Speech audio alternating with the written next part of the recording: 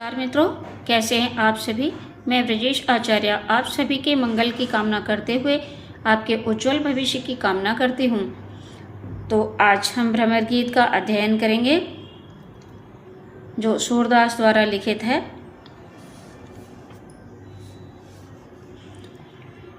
भगवान श्री कृष्ण मथुरा चले आए हैं तो मथुरा से उद्धव को भेजते हैं कि हे उद्धव, तुम ब्रज में जाओ, गोकुल में जाओ और वहां हमारी गोपियों को आश्वासन देकर आओ।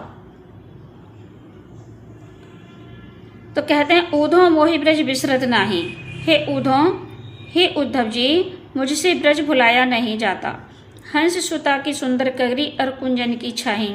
हंस सुता कहते हैं यमुना जी, यमुना जी का सुंदर किनारा और कुंज वन की छाया। बेसुरभि बेबच्छ दोहिनी खरिक दुहावन जाही। वो सुरभि मानी गाय, बे गायें बे बछड़े, वो दोहिनी जिसमें जब हम मैया के साथ खरिक मानी गौशाला, जब मैया गौशाला में गाय धोने जाती थी तो हम भी उनके साथ जाया करते थे। तो ग्वाल बाल मिल करत कोलाहल नाचत गहे गहे बाहें। हम सभी ग्वाल सखा क्या करते थे, मिलकर आपस में शोर मचाया करते थे और एक दूसरे के गले में बाँह डाल करके नाचते थे। यह मथुरा कंचन की नगरी मणि मुक्ताहल जाही। ये मथुरा सोने की नगरी है और मणि मुक्ताहल लगे हुए हैं। फिर भी जब वही सूरत आवत बा सुख कीजिए उमंगत तने नाही।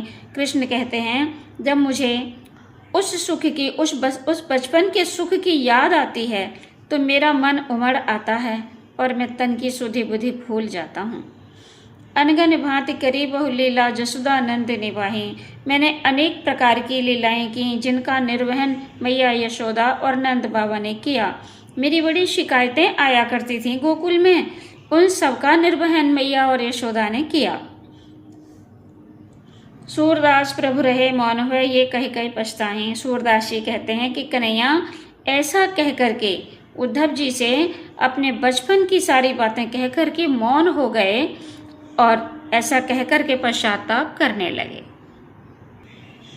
गोपियां कह रही हैं यहाँ, बिन गोपाल बैरिन भय कुंजे। उद्धव जी से गोपियों ने ऐसी बात कही है कि हमें हमारे कन्हैया के बिना कुछ भी अच्छा नहीं लगता ब्रज में, और ये कुंजें जो कभी शीतल छाया देने वाली होती थी, ये भी एक बैरिन यानी शत्रु के समान जान पड़ती हैं कन्हैया के बिना। तब वे लता लगत तन शीतल, अब भई विषम ज्वाल की पुंजें। जब कभी कन्हैया ब्रज में रहते थे, गोकुल में रहते थे, तब जो लताएं बड़ी शीतल दिखाई देती थी या हमारे मन को मोहक लगती थी, अब वही भयंकर अग्नि की लपटों के समान दिखाई देती हैं। हमें स्पर्श करने में जला देने वाली प्रतीत होती हैं। वृथा बहते यमुना खग बोलत, वृथा कमल फूलन अलगुंजें।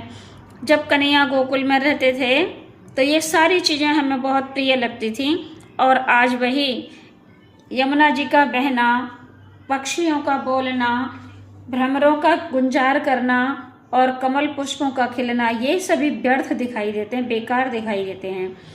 पवन पान घन सार सजीवन, दधिसुत किरण भान भुई भंजय। अर्थात चंद्रमा की जो किरणें शीतलता प्रदान करने वाली होती हैं, पवन मानी वायु, पान मानी जल, घनसार कहते हैं कपूर, ये सभी जीवन देने वाली चीजें हैं, अमृत हैं ये। तो ये सभी चीजें हमें दुख देने वाली प्रतीत हो रही हैं, अच्छा कुछ भी हमें अच्छा नहीं लगता है। तो दधिसुत कहते हैं चंद्रमा की जो किरणें शीतलता देने वाली होती हैं, अब वो भी हमें सूर्य की किरणों के समान जला देने वाली प्रतीत हो रही हैं। ये उधो कयो माधव सो, मदन मार की ने हम लुंजें।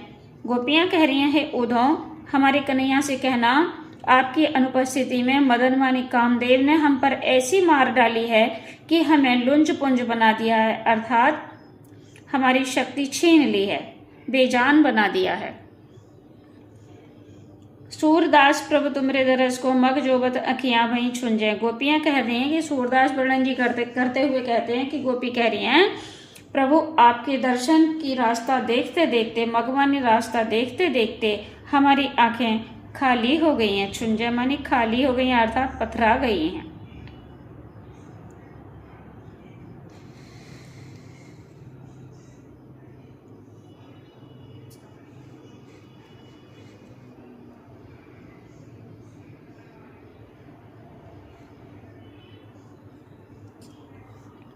आगे गोपियाँ कहती हैं, हमारे हरिहारिल की लकड़ी, हमारे जो कन्हैया हैं वो हरियल तोते की लकड़ी के समान है। हरियल तोते की अपनी एक विशेषता होती है कि वो कभी भी पृथ्वी पर नहीं बैठता, जहाँ कहीं भी बैठता है तो उसके चरणों में, उसके पाँव में लकड़ी रहती है। लकड़ी को दबाए दबाए सोता है, दबाए दबाए बैठता है, जहाँ कहीं जाता है लकड़ी को एक पल के लिए भी छोड़ता नहीं है।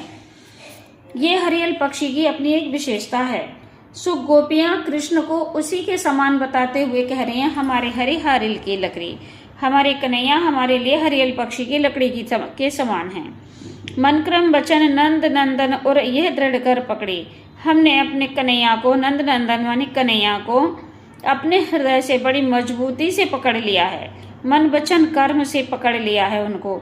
तो जागत सोबत स्वप्न दिवस ने से कान कान जकरी, हम जागते हुए सोते हुए स्वप्न में दिन रात कन्हैया कन्हैया कहकर ही बोलती रहती हैं। सुनत जोग लागत है ऐसो ज्यों करवी ककड़ी, हे उद्धव आपकी योग की जो बातें हैं वो हमें सुनने में कड़वी ककड़ी के समान दिखाई देती हैं, लगती हैं। सुतो व्याधि हमको ले आए देखी सुनी न करी, हे उद्धव ऐसी जो व्याधा है वो हमारे लिए कहाँ से लेकर आ गए आप, जो हमने न कभी देखी न सुनी न की।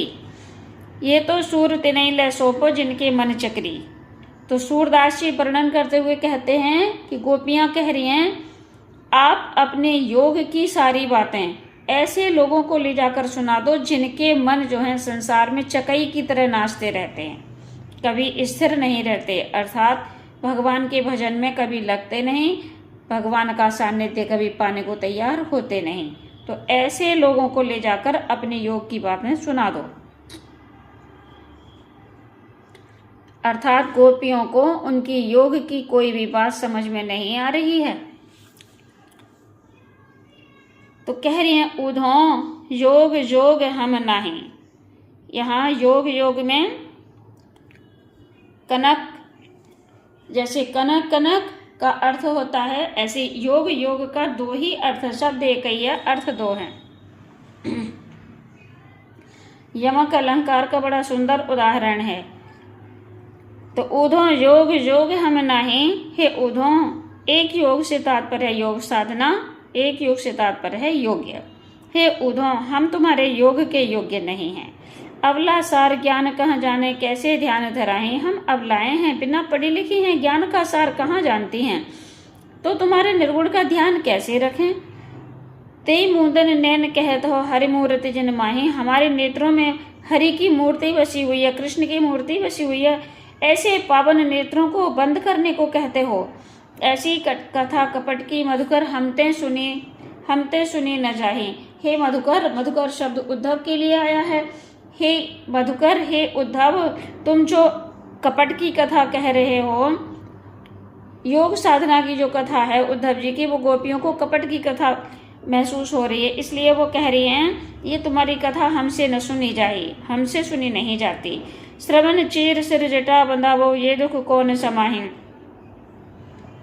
अपने कानों को फाड़ करके सिर पर जटा बांध लो, अर्थात तुम्हारी जो बातें हैं इन बातों को सुन करके हमारे कान फटे जा रहे हैं और तुम कहते हो सिर पर जटाएं और बांध लो, ये दुख कौन समाही, ऐसे दुख को कौन सहन कर पाएगा, ये हमारे वश की बात नहीं है। चंदन तज अंग भस्म बतावत बिरह अनल अतिताही, हमें तो पहले से ही बिरह की अग्नि अत्यंत दाह जैसी प्रतीत हो रही है, अर्थात अत्यंत जला देने वाली लग रही है। सो और आप कहते हो कि चंदन तज, इस कृष्ण रूप रूपी चंदन को त्याग दो और भस्म को रमा लो, अर्थात धुनी रमा लो।